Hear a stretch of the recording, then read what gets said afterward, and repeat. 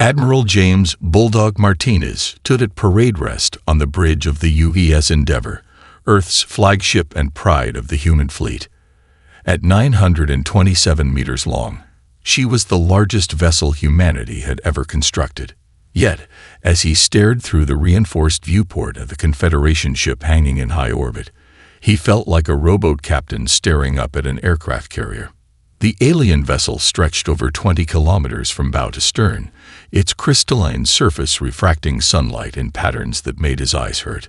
Various smaller ships, if you could call 5-kilometer-long vessels smaller, drifted around it like remoras attending a whale.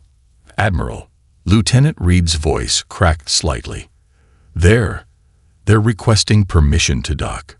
Martinez suppressed a smile. The young lieutenant's nervousness was understandable. Humanity's first contact with an alien civilization was about to happen on their bridge. "Permission granted. Alert the diplomatic team." The docking procedure itself was almost comical. The Confederation's shuttle was larger than the Endeavour's entire hangar bay, forcing them to arrange an external mounting procedure. Martinez could have sworn he heard muffled laughter from the alien vessel's comm channel during the arrangement.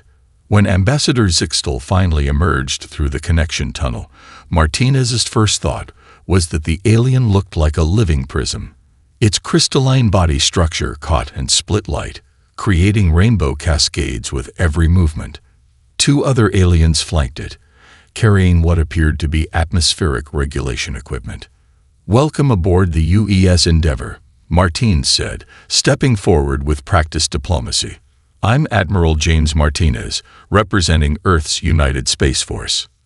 Zixtal's translator hummed for a moment before producing a response. "How quaint." The ambassador's crystalline eyes swiveled, taking in the bridge. "When we detected your civilization's quantum emissions, we expected to find something more substantial." Martinez's jaw tightened. The Endeavour represents humanity's best technological achievements. "Oh yes, of course." Zixtal's voice carried what could only be described as crystalline chimes of amusement. "It's quite impressive for it, developing species. Although, I must say, we typically classify vessels of this size as maintenance pods." One of Zixtal's aides made a sound like tinkling glass, apparently alien laughter. Martinez noticed Lieutenant Reed's face reddening. "Perhaps," Zixtal continued, walking to the viewport and gesturing at the massive ship outside, "you'd like to tour our vessel. The Grand Luminance is merely a diplomatic courier, but it might help you understand the scale at which actual spacefaring civilizations operate." Martinez kept his expression neutral, even as his hands clasped tighter behind his back. "That's very generous of you, Ambassador." Of course. The Confederation believes in helping younger species develop." In fact, the ambassador's body sparkled with what seemed to be excitement. "I'm authorized to offer Earth-protected status within the Confederation.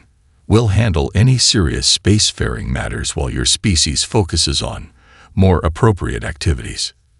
The bridge fell silent. Martinez could feel his crew's mixture of humiliation and anger. But where they saw insult, he saw opportunity. He'd spent 30 years in the Navy before transitioning to space operations, and if there was one thing he'd learned, it was that overconfidence was deadlier than any weapon. "We would be honored to accept your protection," Martinez said, allowing a slight tremor of humility into his voice. The ambassador's crystalline form practically glowed with satisfaction. None of them noticed the quick wink Martinez gave to Lieutenant Reed, nor the subtle hand signal that meant, "Record everything." Every sensor reading, every scrap of data about their ships. Let them think we're harmless. The aliens had made the same mistake so many others had made throughout human history, assuming that size equaled superiority. "That's fine," Martinez thought. "Let them laugh. They'll learn what every bully throughout human history has learned. It's not the size of the dog in the fight that matters. It's the size of the fight in the dog." 3 months after first contact, Admiral Martinez stood in a titanium-reinforced briefing room, buried 2 miles beneath the Pacific Ocean. The facility, officially designated as Deep Sea Research Station Alpha, had been repurposed within weeks of the Confederation's arrival. Its true name was now Project Mosquito. "Play it again, Lieutenant Reed," Martins ordered, his eyes fixed on the holographic display dominating the center of the room. Reed, recently promoted for his discretion during first contact, manipulated the controls. The image shifted, showing a cross-section of the Confederation's shield harmonics. "Watch the power cycle at Mark 3.7, he said, his voice carrying none of the uncertainty from their first encounter with the aliens. The room's occupants, a hand-picked team of Earth's finest naval architects, quantum physicists, and combat strategists, leaned forward as the simulation played. For a microsecond, a ripple appeared in the shield pattern. There, Dr. Elena Rossi, their lead quantum specialist, pointed. Every time their shields cycle power, they create a quantum harmonic disturbance. It's tiny, but it's consistent. Tiny is exactly what we need. Martinez smiled, thinking back to Sixtel's smugness. How long does the vulnerability last? 0.003 seconds, Reed answered. Their engineers probably never bothered fixing it because no ship could possibly be small enough to exploit such a brief window. A retired Navy SEAL commander, Jackson Hayes, snorted from his corner. No ship they could imagine, you mean? They build their vessels like space-faring cathedrals. Never occurred to them someone might build a combat knife instead of a broadsword. Martinez nodded, walking around the hologram. The stolen sensor data from their first encounter had revealed more than just shield vulnerabilities. The Confederation's entire naval doctrine was built around overwhelming force, massive ships, devastating weapon systems, and impenetrable defenses. But like all seemingly perfect systems, it had a fatal flaw. It never considered an opponent might think differently. "Show me the proposal," Martinez ordered. Reed switched the display to a new schematic. The ship design that appeared was radical, barely 100 meters long, with a profile so slim it looked more like a space fighter than a proper warship. "The Stinger class," Dr. Rossi announced proudly. "Designed specifically to exploit these shield harmonics. While their sensors are calibrated to track capital ships, we'll be operating at a scale they consider insignificant." "What about weapons?" Hayes asked, ever practical. "That's the beautiful part," Reed grinned. "We're not building traditional weapons. These ships will carry quantum disruptors, designed to fire through those shield gaps and target specific systems. We don't need to destroy their massive ships. We just need to paralyze them." Martinez walked to the room's single window, staring out at the abyssal darkness of the deep ocean. Somewhere up there, Confederation ships patrolled Earth's solar system, protecting humanity, while quietly cataloging resources they assumed would eventually be theirs to claim. "How long until the first prototype?" he asked. 3 months for the base hull," Dr. Rossi replied. "Another 2 for systems integration. We're having to invent entirely new engineering principles. These ships will be operating in ways no one's ever attempted before." Martinez turned back to the room, his expression hard. "You have half that time. The Confederation thinks they're giving us breathing room to develop under their guidance. Instead, they're giving us exactly what we need. Time to study their weaknesses and prepare our response." He faced the assembled team, seeing the same determination in their eyes that had driven humanity to overcome every obstacle in its history. They think size equals power. They believe their massive ships make them invincible. But they've forgotten something crucial about humanity. We've always been at our most dangerous when others underestimate us. "Sir," Hayes spoke up, "what happens when they realize what we're building?" Martinez's smile was wolf-like. "By then, it'll be too late. They won't just learn to fear our small ships. They'll learn why humanity's greatest weapon has always been our ability to turn weakness into strength." "All stations, report." Martinez's voice cut through the tense atmosphere of Project Mosquito's control room. The prototype Stinger-class vessel, designated ST-001 WASP, hung in high orbit, its dark hull barely visible against the starfield. Engineering reports ready. Dr. Rossi's voice crackled through the comm. She'd insisted on being aboard for the first test flight. Quantum core is stable at 97%. Weapons ready. Hayes confirmed from his tactical station on the ship. Though I still say this boat's too small for a proper fighting crew. That's the point, Commander, Martins reminded him. Lieutenant Reed, begin test sequence Alpha. The Wasp's engines flared to life, a barely visible purple glow that seemed absurdly small compared to the massive fusion drives of Confederation vessels. The ship began its prescribed course through the debris field they'd set up for testing. Everything went perfectly for the first 3 minutes. Beginning quantum harmonics test, Dr. Rossi announced. Initiating fold space calcul. The Wasp vanished. Not gradually, not with any warning. One moment it was there, the next, nothing. Report. Martins barked, watching every sensor screen flash red. Someone tell me what just happened to my ship and crew. But there was nothing to report. The Wasp had simply ceased to exist on every tracking system they had. Even the quantum entanglement communicators, supposedly impossible to disrupt, went silent. For 3 days, Martinez didn't leave the control room. The Confederation's patrol ships passed overhead twice, their massive hulls mocking humanity's apparent failure. Each time, Martinez ordered complete radio silence. The last thing they needed was their protectors discovering they'd been developing unauthorized technology.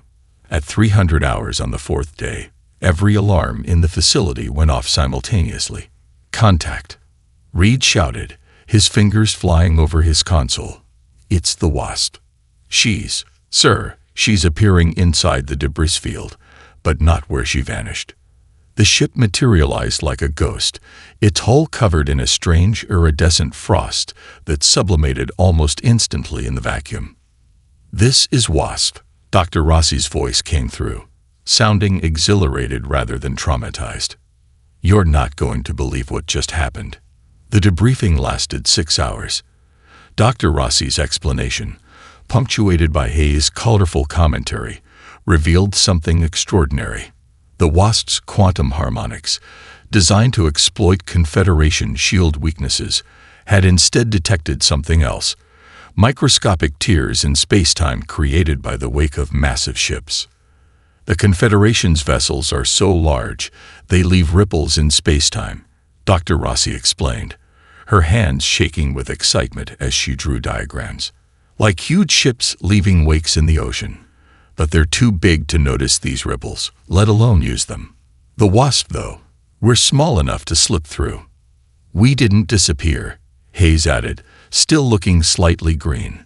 We found a shortcut through space, traveled about 2 light years in what felt like seconds to us. Martinez stared at the data scrolling across his screens. His mind raced with the tactical implications.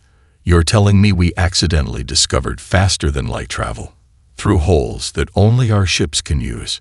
Holes that the Confederation creates but can't utilize, Reed corrected, grinning. Their own arrogance in building such massive ships has created a network of spatial shortcuts across their entire territory, and only we can access it. Martinez stood, walking to the window overlooking the hangar where 3 more Stinger-class ships were under construction. Double production, he ordered. Install quantum sensors calibrated to detect these spatial folds on every ship. Begin tactical simulations for combat maneuvers utilizing this advantage. He turned to his team, seeing the same fierce pride in their eyes that he felt. They thought our size made us primitive. Instead, it's given us access to something they never imagined possible. Now we just need to wait for the right moment to show them exactly what humanity's tiny ships can do. Dr. Rossi raised an eyebrow. And when will we know that moment has come? Martinez's smile was predatory. Oh, don't worry. If there's one thing the universe loves, it's giving overconfident bullies a chance to learn humility. Mayday, Mayday. This is the Confederation luxury liner Star Duchess. We are under attack by pirate forces, 20,000 civilians on board. Requesting immediate assistance. Martinez watched the distress call replay on the command center's main screen. The Star Duchess was one of the Confederation's premier passenger vessels, essentially a floating city in space. And now it was surrounded by 3 Drachnid warships, their massive forms dwarfing even the huge liner. "Confederation response time?" he asked. "Nearest patrol fleet is 4 hours out at their best speed," Reed reported. "The pirates know this. They always hit targets in dead zones between patrol routes." Martinez nodded. "And where's our closest asset?" Reed's grin was downright wicked. "Strike Group 7 is approximately 30 seconds away, sir. If we use the spatial fold network. Contact Captain Hayes. Tell him he has authorization to execute Operation Firefly." The response came back instantly. "About damn time." On the main screen, one of the pirate captains was making his demands, his scaled face filling the transmission. "Expect full cooperation. Any resistance will result in..." 5 tiny dots appeared from seemingly nowhere, materializing through invisible tiers in space directly among the pirate vessels. The Drachnid captain's threat cut off mid-sentence as he stared at something off-screen. "What are those?" he demanded. "Escape pods." Hayes' voice cut across all channels, cold and professional. "This is Strike Group 7 of the Earth Defense Force. Stand down and prepare to be boarded." The pirates' response was predictable. They laughed. The sound echoed through the command center, scales rattling with amusement. "Earth," the lead pirate wheezed. "The primitives. These must be maintenance drones. Shoot them down and..." The rest of his order was lost as Strike Group 7 executed the Firefly weave. 5 ships, each barely larger than a 20th century naval destroyer, moved in perfect synchronization. They slipped through the gaps in the pirates' shield harmonics, their quantum disruptors striking with surgical precision. The first pirate ship's engines died mid-burst. The second lost weapons control. The third, the leader's vessel, found its bridge systems completely offline. Total engagement time: 6 minutes, 12 seconds. "Target vessels neutralized," Hayes reported, his voice carrying just a hint of smugness. "No casualties on either side. Though I think we may have bruised some egos." The command center erupted in cheers, but Martinez raised his hand for silence. "Stand by," he ordered. "Here comes the interesting part." Right on cue, a massive Confederation warship dropped out of faster-than-light travel, its 20-kilometer length bristling with weapons. Its commander's voice boomed across all frequencies. "This is Confederation Security Force warship." They paused, clearly processing the scene before them. Martinez keyed the comm. "This is Earth Defense Force Command. Situation is under control.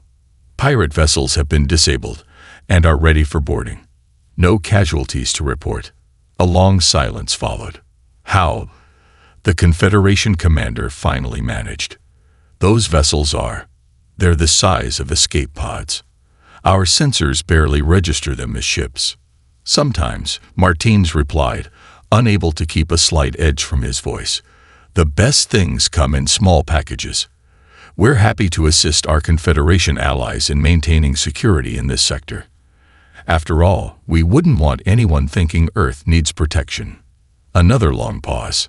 "The Confederation appreciates your assistance," the commander said stiffly.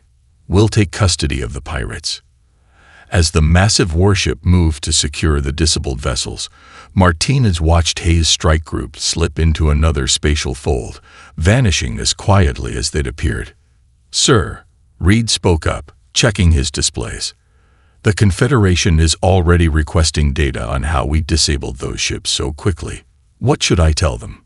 Martinez smiled, remembering Ambassador Zixtel's condescending laughter from months ago. "Tell them that's classified information, but suggest they might want to update their assessment of humanity's naval capabilities."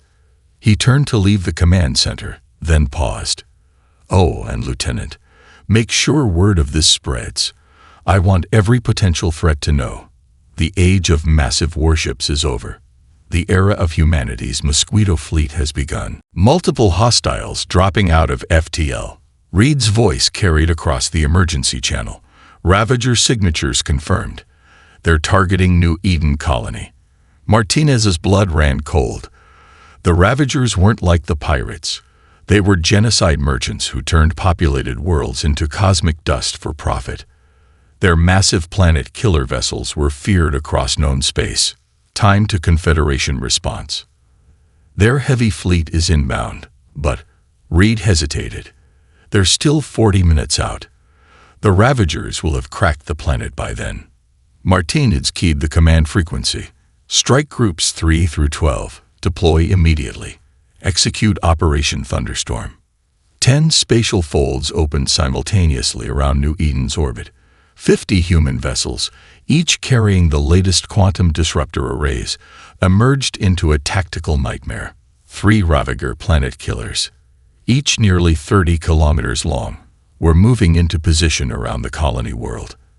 Their baroque bone-white hulls bristled with weapons that could crack continental plates.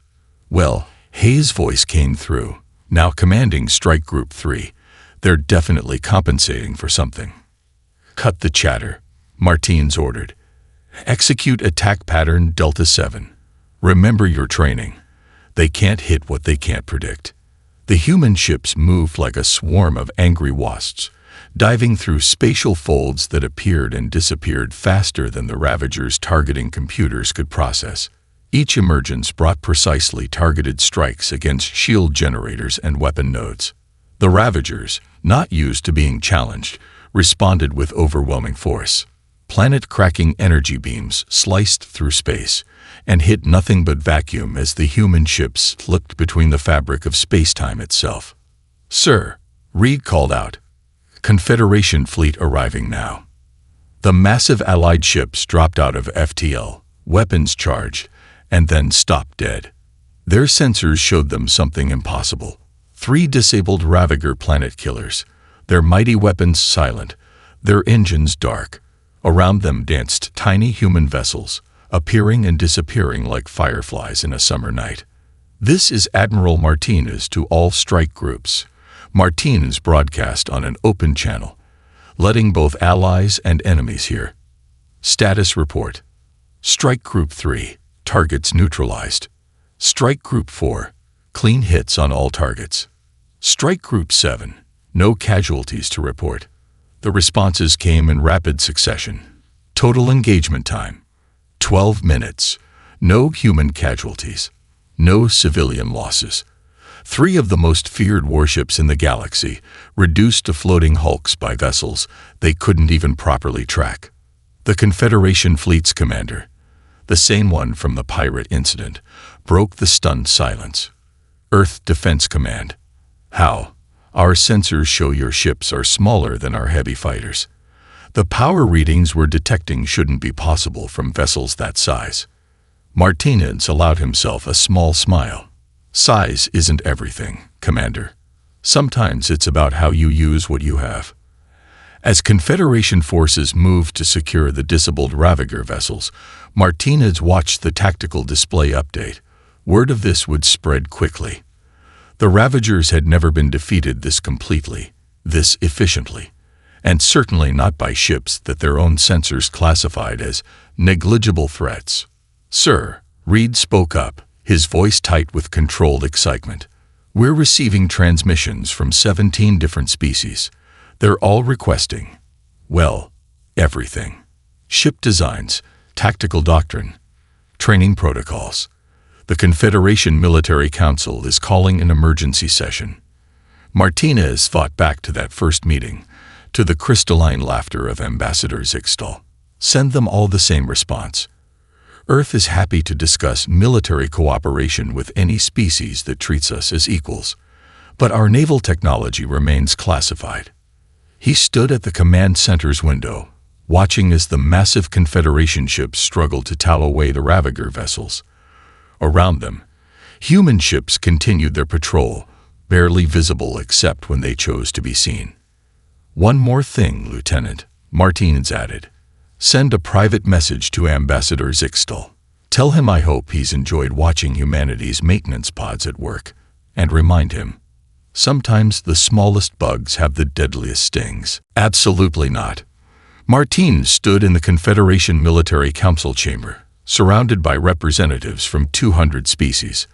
Above them, a hologram showed their latest attempt to copy human naval design, a vessel they proudly called a microship. At 5 kilometers long, it was still 50 times larger than Earth's largest vessel. "But we followed your basic principles," protested Council Member Zixtal, his crystalline form flickering with frustration. "We made it smaller." "Smaller for you isn't small enough," Hayes muttered from his position beside Martinez. He'd been promoted to fleet commander after the Ravager incident, though he still preferred leading from the front. Martinez addressed the council. "The problem isn't just size, it's your entire approach to space combat. You're trying to fit your existing doctrine into a smaller package. That's like trying to teach an elephant to be a hummingbird." The chamber erupted in overlapping translator sounds as species struggled to understand the Earth metaphor. Martine seized the moment to key his neural link. "Lieutenant Reed, execute demonstration Omega." Through the chamber's massive viewport, space itself seemed to ripple. 40 human vessels, the new Hornet-class strike craft, emerged from spatial folds in perfect formation. Each was barely larger than a 20th-century fighter jet, but they moved with impossible precision. "Watch carefully," Martines announced. "This is what happens when you build ships around their capabilities instead of trying to force capabilities into predetermined designs." The Hornet Squadron executed their demonstration. Ships linked by quantum AI moved as one organism, creating patterns that seemed to defy physics. They wove through their own spatial folds, appearing and disappearing faster than organic eyes could track. A dance of lightning in the void. "Impossible," shouted a Drachnid counselor. "Our sensors show energy readings that couldn't possibly come from vessels that small." "That's because you're still thinking like the Confederation." Hayes stepped forward. "You assume power must come from size. We learned to think differently.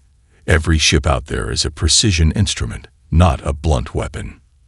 The chamber fell silent as the Hornets demonstrated their ultimate capability. The 40 ships synchronized their quantum fields, creating a cascade of spatial folds that looked like a web of lightning. In the center, a Confederation drone ship, placed for the demonstration, simply ceased to exist, its mass scattered safely across 1,000 light years. "By the first light," Zixtal whispered, "they're not just ships anymore. They're something else entirely." Martinez nodded. "We didn't just build smaller ships. We created a new way of thinking about space itself. Every vessel out there is a key to quantum reality, capable of rewriting the rules you thought were immutable." "And you're willing to share this technology?" another counselor asked hopefully. "No," Martines replied firmly. "But we are willing to teach those who truly want to learn. Not just the technology, but the thinking behind it. The understanding that true power doesn't come from size or strength, but from innovation and adaptation." He gestured to the Hornets, now forming a rotating double helix in space. "This isn't just a new class of ship. It's a revolution in how we think about space combat. And like all revolutions, it begins with accepting that everything you thought you knew might be wrong." The council chamber erupted in debate, species arguing over the implications. But Martinez noticed Zixtal staring at the human ships with an expression he'd never seen on a crystalline face before: respect. "Tell me truthfully, Admiral," the ambassador said quietly. "That first day when I mocked your ships, you already knew we were wrong, didn't you?" Martinez smiled. "No, Ambassador. We didn't know we were right. We just refused to believe we were wrong. That's humanity's real strength. Not our technology, not our tactics, but our absolute refusal to accept limitations others place on us." Outside, the Hornet Squadron split into perfect formation, each ship disappearing into its own spatial fold. They left behind a changed galaxy, one where the biggest ships no longer ruled the stars, and where humanity's tiny vessels had become the most feared sight in known space. Multiple quantum ruptures detected. Reed's voice cut through the command center's tension. "The Hive Mind Collective is launching a full-scale invasion.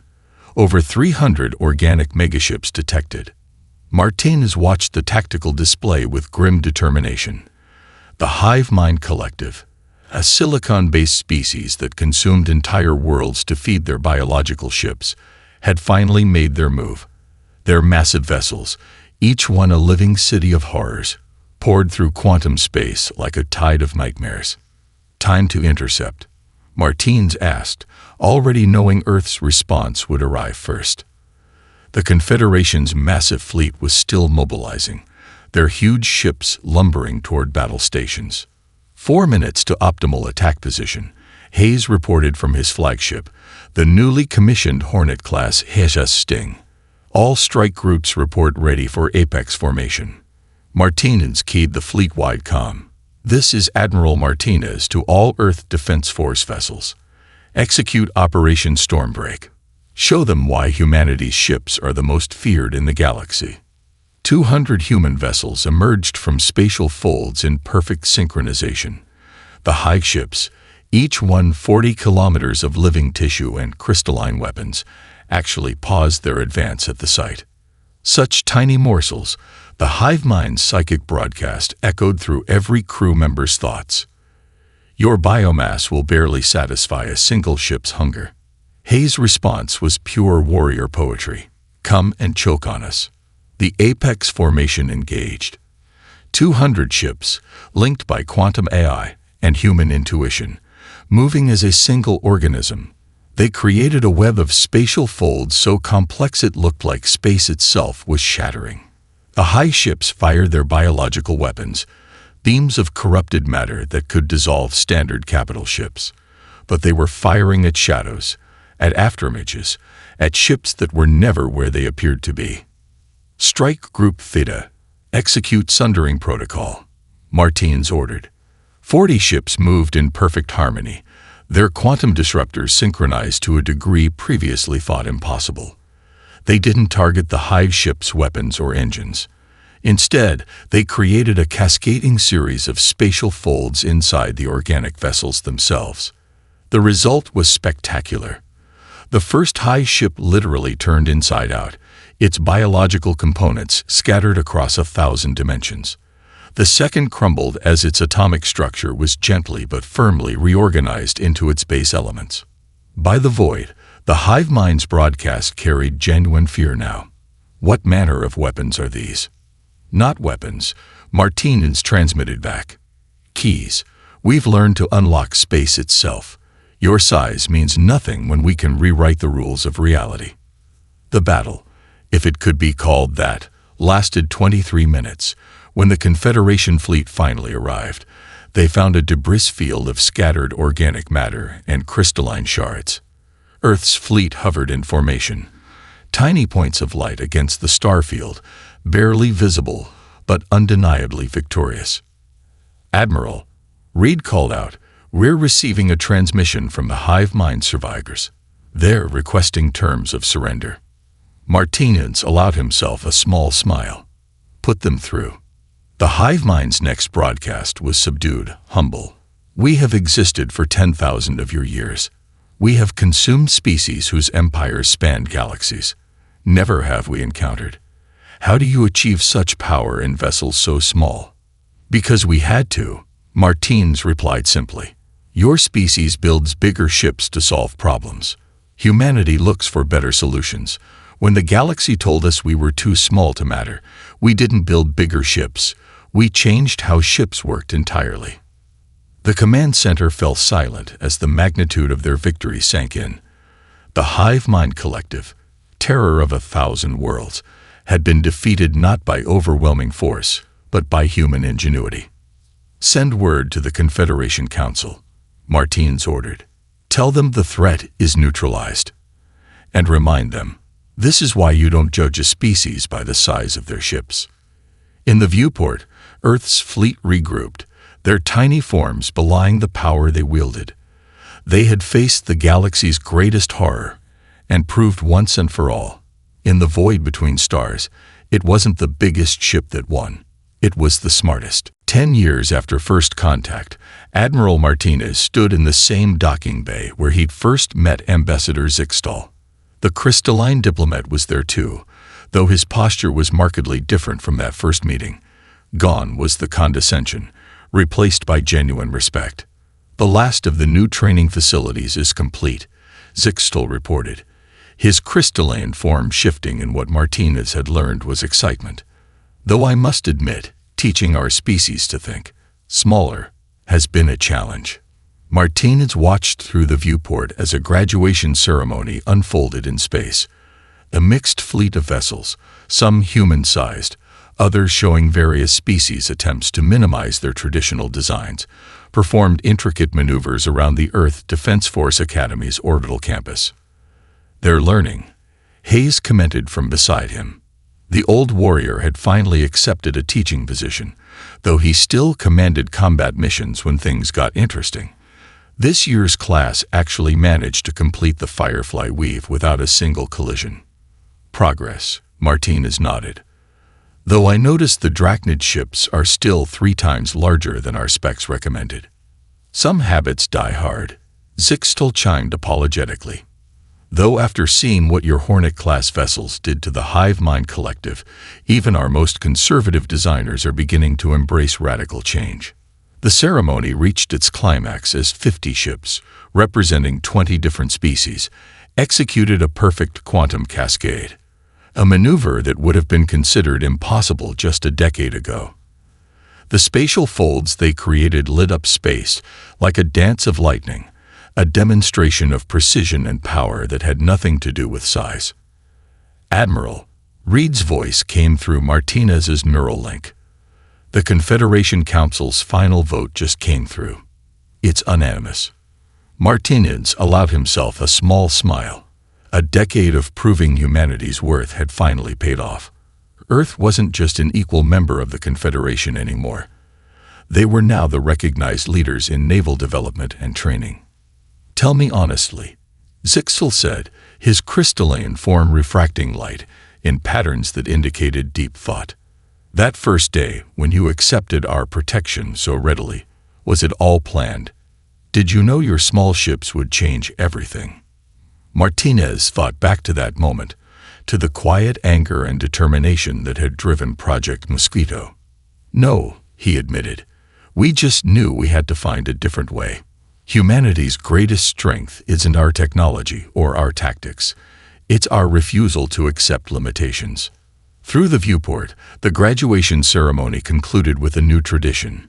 Each ship, regardless of species or origin, fired a quantum pulse in a precisely timed sequence.